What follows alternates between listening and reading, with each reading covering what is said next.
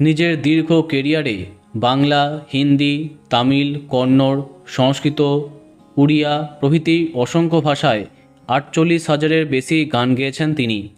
তার ঝুলিতে আছে ৪টি জাতীয় পুরস্কার এবং ৩৩টি রাজ্য চলচ্চিত্র পুরস্কার। প্রয়াত হলেন দক্ষিণের নাইটিঙ্গেল এস জানকী। গতকাল মহীশূরে শেষ নিঃশ্বাস ত্যাগ করেন তিনি। মৃত্যুকালে তার বয়স হয়েছিল ৮৮ বছর। তাকে ভালোবেসে তার কোটি কোটি ভক্তরা তাকে জানকী আম্মা বলে ডাকত। এদিন তার প্রয়াণের খবর সামনে আসতেই সঙ্গীতের দুনিয়াতে শোকের ছায়া নেমে এলো। গায়িকার মৃত্যু খবরটি তার নাতনি অপ্সরা বৈদুলা তার সামাজিক মাধ্যমে প্রথমবার জানান।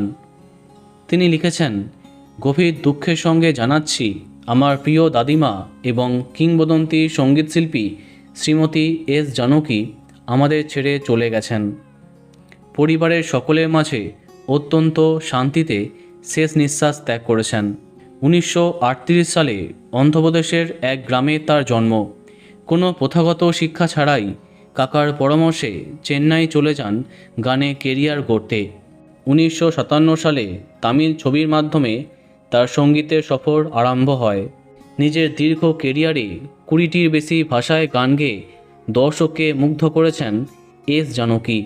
তার মৃত্যুর খবরে হিন্দি, বাংলা, তামিল সহ সমস্ত সঙ্গীত দুনিয়াতে শোকের ছায়া নেমে এলো। বন্ধুরা, ভিডিওটি এইটুকুই। বাংলা বিনোদনের অন্যান্য খবর পেতে সাবস্ক্রাইব কারেন্ট পজ। ধন্যবাদ।